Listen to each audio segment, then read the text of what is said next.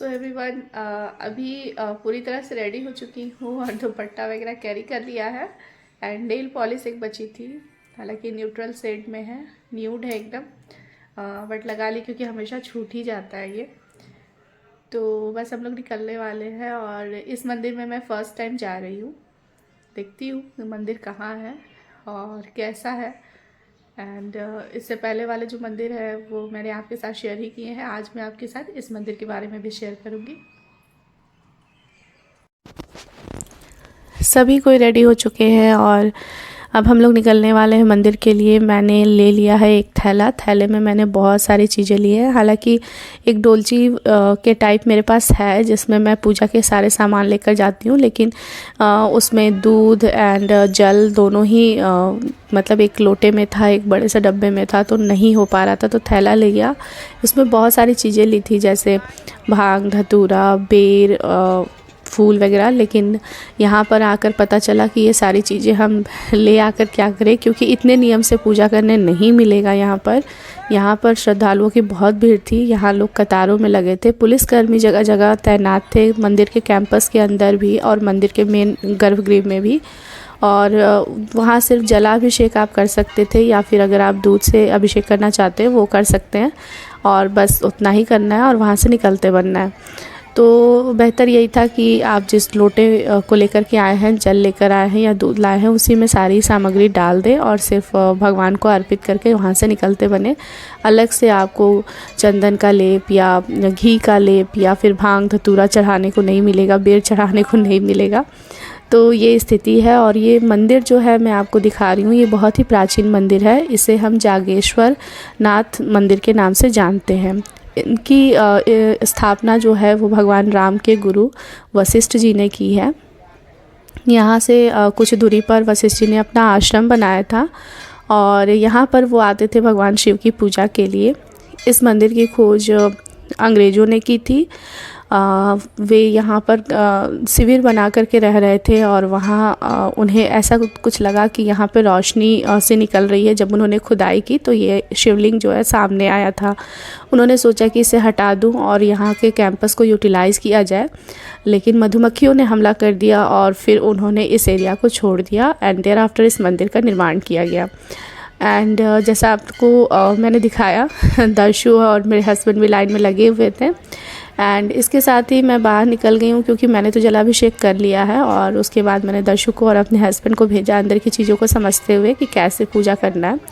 बाहर की ओर ये देखिए आंटी जी यहाँ पर खिलौने के स्टॉल के पास में, और ये है श्रेया, उनकी लड़की हैं। और ये देखिए इनके पोते और पोतियों के लिए ये खिलौने देख रही हैं। और मुझे पता है कि दर्शु भी बाहर निकलेगा तो यही सारी चीज़ें डिमांड करेगा, चाहे खिलौने डिमांड करे या फिर दूसरी ओर जो है इस कैंपस के काफ़ी ज़्यादा मतलब संख्या में तरह तरह के स्टॉल्स हैं, झूले लगे हुए हैं, पूरा एक मेला का आयोजन किया गया है।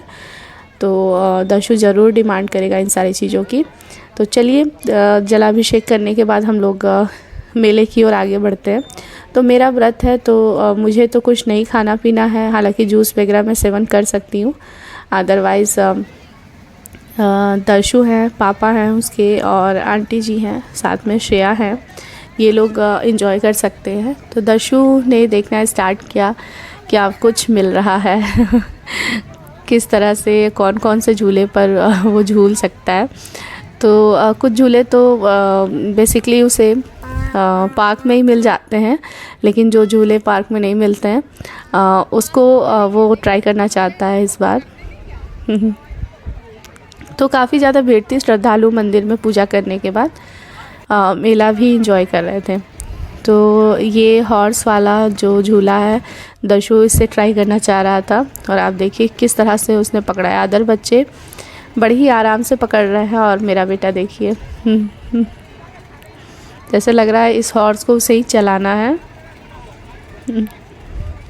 तो बच्चे हैं, चीज़ों को एंजॉय करते हैं। हाँ, तो हमें देख के खुशी होती है। जब हम भी छोटे थे तो इस तरह से मेला में किया करते थे। अब तो मुझे मेला वगैरह देखने का मन ही नहीं करता है, बट फिर भी अगर जैसे महाशिवरात्रि का ओकेज़न था तो दोनों काम हो गया, पूजा पाठ भी हो गया एंड मेला घूमना भी हो गया, दोनों चीज़ें हो गई तो अच्छी बात है। पूजा पाठ इंक्लूड हो जाता है तो मैं ज़रूर जाना पसंद करती हूँ।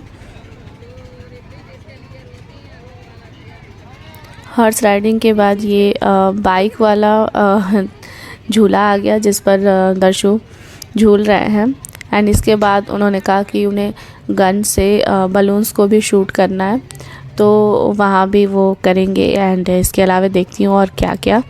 एंड मैं आपको बताऊँ कि धीरे धीरे समय भी बढ़ता जा रहा था। हाँ, ये मेरे घर से ये जो मंदिर है वो 20 मिनट की दूरी पर है, और थोड़ा सा और मीन्स आधे घंटे और हम लोग चल देते तो हम लोग अयोध्या पहुंच जाते, जहाँ पर नागेश्वर नाथ थे। तो उन्हीं को जलाभिषेक हो जाता, लेकिन अयोध्या नहीं जाना था तो हम लोग इधर ही।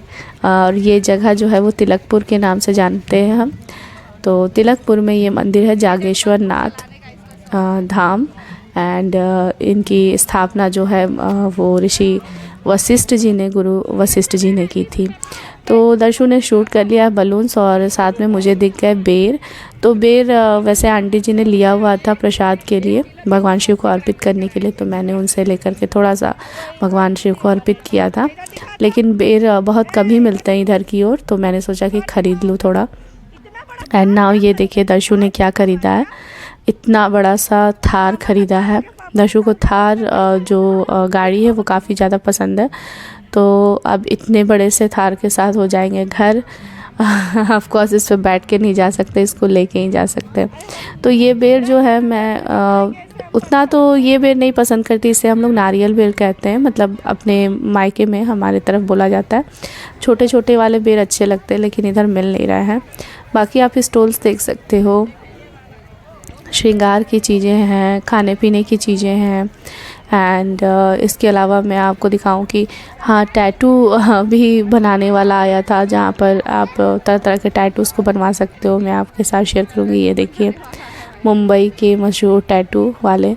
तो मुझे नहीं पता है कि ये कितना सेफ़ है यहाँ बनवाना टैटू, क्योंकि क्या होता है ना कि लाइक जो हम किसी खास टैटू स्टूडियो में जाके बनवाते हैं तो बहुत सारी चीज़ें होती हैं कि समटाइम्स ऐसा होता है कि टैटू बनवाने से इन्फेक्शन हमारी बॉडी में हो जाता है, तो स्वेलिंग आने लगती है। तो वो सारी चीज़ें भी वो लोग शेयर करते हैं किस तरह से ठीक हो सकते हैं। बट मुझे नहीं पता कि मेला वाला जो ये टैटू होता है इसमें क्या प्रिकॉशंस लेने होते हैं। यहाँ पर इमली, बेर अगेन एंड आम यानी कि कैरी बिक रहे थे, तो आंटी जी ने ख़रीदा। वापस से मैं आ गई हूँ किचन में, क्योंकि खाना तो बनाना ही था मेरे लिए नहीं, मेरे हस्बैंड के लिए और दर्शु के लिए। तो मेले में मैंने ईख के यानी कि गन्ने के जूस पिए हैं, मतलब चीनी वाले, मीठे वाले। एंड उसके बाद मैं यहाँ पर आ गई हूँ किचन में, और वहाँ मैं खाना बनाने की तैयारी कर रही हूँ। यह आलू बैगन की सब्ज़ी है एंड साथ में पराठे बनाने। मेरे हस्बैंड को आलू बैगन के सब्ज़ी के साथ में पराठे बहुत ही अच्छे लगते हैं। दर्शु को थकावट काफ़ी ज़्यादा हो गई थी। शाम के वक्त थोड़ा बहुत खा पी करके ये जल्दी ही सो गए, और आप देख सकते हो ये किस तरह से सोए हुए। बेड किधर है और इन्होंने सर किधर कर लिया, पूरा मतलब क्लॉकवाइज घूमते रहते हैं। और ये देखिए क्या ले करके सोए हुए हैं, ये इनकी बाइक है।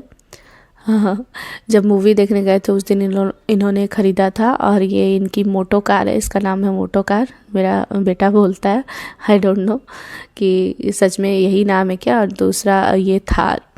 तो बहुत सारे टॉयज़ जो हैं रखे हुए हैं बगल में, और बस सो रहा है।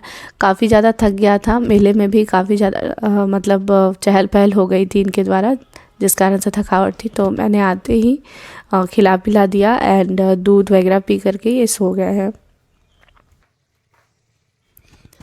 तो मैं जा रही हूँ किचन में, और किचन में मैं फटाफट से दूसरी स्टोव पर और सब्जी को शिफ्ट करके इधर पराठे निकाल रही हूँ। एंड ये मेरे हस्बैंड का ही रात का खाना हो गया, डिनर हो गया। दर्शु ने खा लिया, मुझे खाना नहीं है। और मैंने कुछ आज फलाहारी बनाई नहीं, क्योंकि जूस मैंने मेले में ही पी लिया था।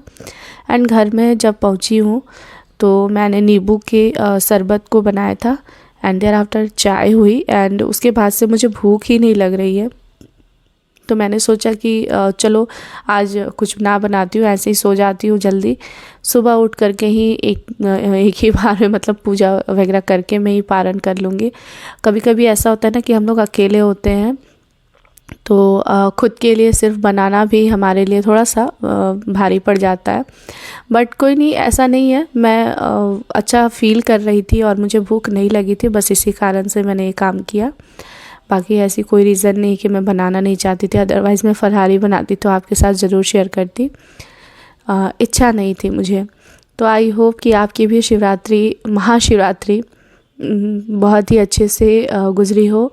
भगवान भोलेनाथ आपकी सारी मनोकामनाएं पूरी करेंगे। जो हमारी किस्मत में ना भी होता है, कहा जाता है कि अगर भगवान शिव से मांगो तो वो चीज़ आपको ज़रूर मिल जाती है।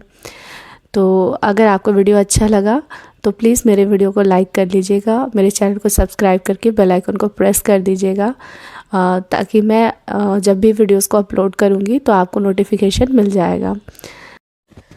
मिलते हैं हमारे नेक्स्ट वीडियो में ऐसे ही किसी अच्छे से प्यारे से कंटेंट्स के साथ में। तब तक के लिए बाय बाय।